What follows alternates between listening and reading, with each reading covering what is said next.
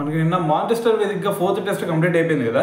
మరి ఈ 4th టెస్ట్లో చూసుకుంటే మనకి మ్యాచ్ రిజల్ట్ డ్రా అయిపోయింది.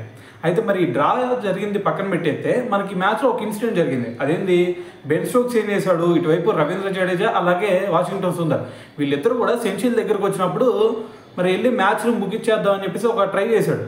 అయితే మరి దాని తర్వాత మ్యాచ్ కంటిన్యూ అయింది అనుకోండి, అది పక్కన పెట్టేస్తే మరి దాని తర్వాత ప్రెస్ కాన్ఫరెన్స్లో దీని గురించి క్వశ్చన్ అడిగారు.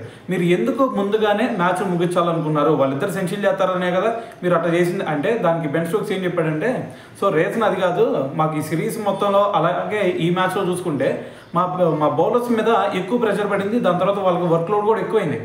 మరి నేను ఎప్పుడైతే మ్యాచ్ ముగించేద్దాం అనుకున్నానో అప్పుడు మాకు ఆల్రెడీ అర్థమైపోయింది ఈ మ్యాచ్ ఎట్టి పరిస్థితుల్లో డ్రా అయిద్దని అర్థమైంది. సో మరి రిజల్ట్ తెలిసిన తర్వాత ఇంకా ఆడుతాం, ఇంకా ఆడితే మా బౌలర్స్ కొంచెం ఇంజూర్ అయ్యే ఛాన్సెస్ ఉండే. మరి ఇంజూర్ అయితే ఆటోమేటిక్గా నెక్స్ట్ మ్యాచ్లో కూడా మాకు ఇబ్బంది అయింది. అందుకని చెప్పేసి మా బౌలర్స్ని దృష్టిలో పెట్టుకొని నేను మ్యాచ్ని స్టాప్ చేసేద్దాం అనుకున్నాను అని చెప్పేసి బెన్ స్టోక్స్ చెప్పాడు. అయితే దీని గురించి చాలామంది కూడా రియాక్ట్ అవుతున్నారు. అయితే ఏమంటున్నారంటే, సరే నీకు వాళ్ళిద్దరు సెంచరీకి దగ్గరకు అయినప్పుడు కాకుండా వాళ్ళిద్దరూ 60-70 రన్స్ ఉన్నప్పుడు మరి అప్పుడు కూడా నీకు అర్థమైపోయింది కదా, సో అప్పుడు ఎందుకు నువ్వు ట్రై చేయలేదు అని చెప్పేసి చాలామంది కామెంట్ చేస్తూ ఉన్నారు అన్నమాట.